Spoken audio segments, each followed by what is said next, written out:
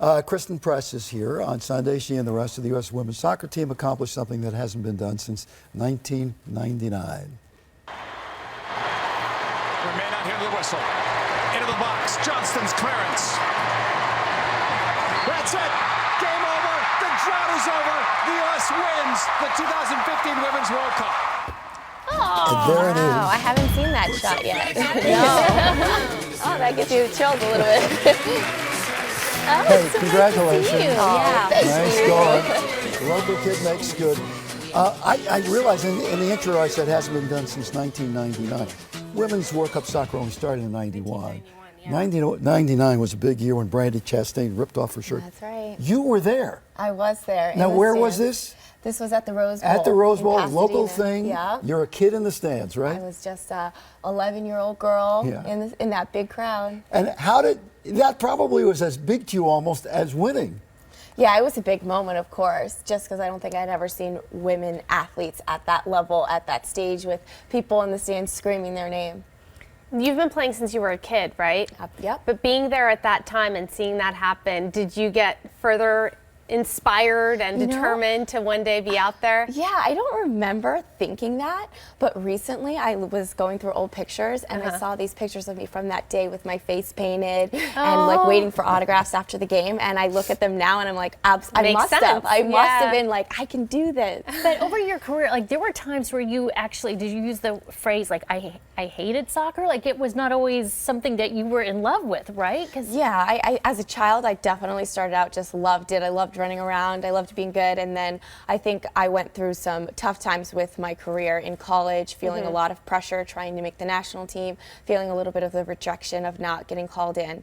And I think that overwhelmed me and took me away from my passion for the game for a few years. You went to Stanford. I think you still hold all the records, you right? And you came right after Kelly O'Hara. I mean, all right, so it kept, all of that was good, and then you had to face the real world. And the real world was different. One of the things you want to talk about is how do we take this success, this huge television rating, we all fell in love with this thing, and then we tend to forget afterwards, right? So how do you sustain that for the rest of the time? Yeah, I think that that's a big issue in women's soccer.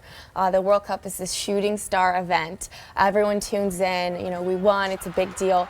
And then, we go back to our club teams and, maybe we'll get a few extra fans in these next couple of games, but then it has died off. Dwindles, Exactly. So I think that it's important for us to show love to our fans all the time, not just around the national team, because we play every weekend, and I think our product is really good, and we're really proud of what we do. All right, the league right now is in its third year. You were with the last league, the Women's Professional League, in its third year, playing for the Lumberjacks, Flapjacks, what were they called? Magic Jack. Magic Jack. Just Flapjack. Whatever it was. And there you are, you're living out your dream, and you get the word the league has just disappeared under your feet. Yeah. Don't you wake up and you have an email and your whole life has just changed? Exactly. You moved across the country for it, and then everything just ended before it started. Yeah, I remember that. Like it was yesterday. Just woke up, had an email on my phone. You're no longer employed, and you have 5 days to find a team in an international league, or you're retired. So you had to in 5 days. So you worked the phones, and you ended up in Gothenburg, Sweden. in Sweden. Yeah. What was that like for you?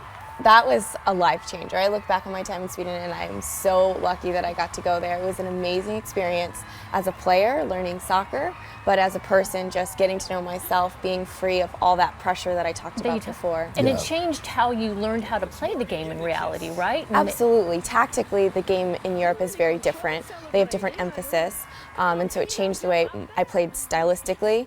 But I think the bigger thing was just bringing back my love for the game and playing with joy again. And having fun. I'm looking at this picture that's behind us of you on Tuesday during the big celebration at Staples Center. 10,000 people showed up. I mean, what was going through your head? You're looking at all these fans.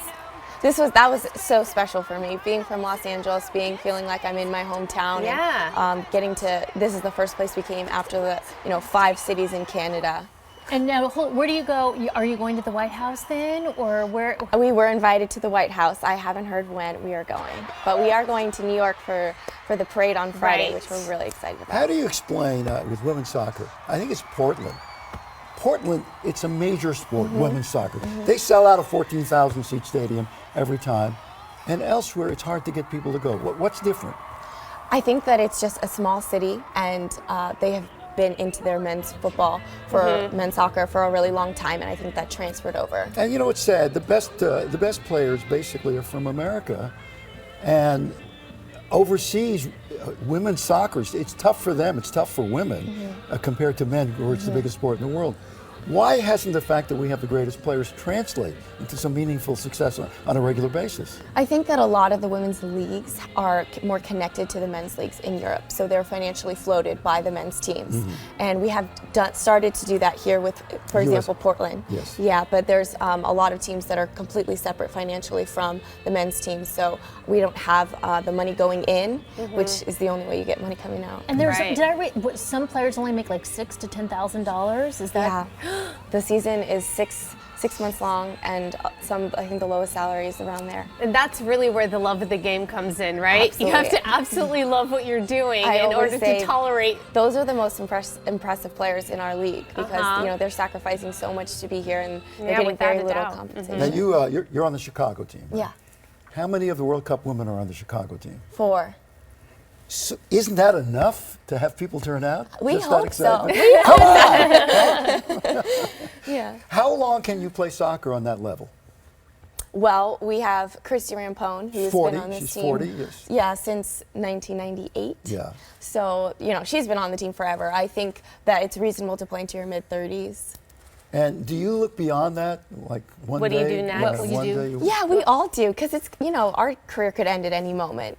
So I think all of us as, you know, females, and just like to think about things like that, we always are looking at what's next, and, you know, what are we going to do when we have to hang up the boots. What do you want to do? Do you want to coach, you think? Or? No, I'm not a coach. I wouldn't be good at coaching. I don't know. I think I would be interested in doing something in psychology. That's what I studied in Really? school. Oh, Yeah. okay. Yeah. Talk to this guy right here.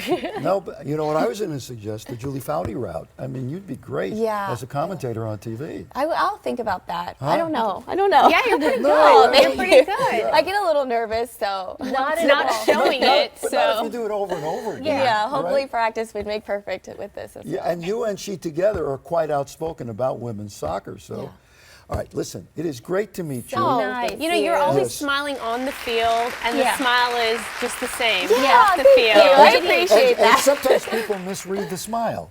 They think, well, she's not being intense enough Yeah, out there. I've heard that. No. And that's you being intense, Yeah, right? exactly. We all show it differently. I have a big smile.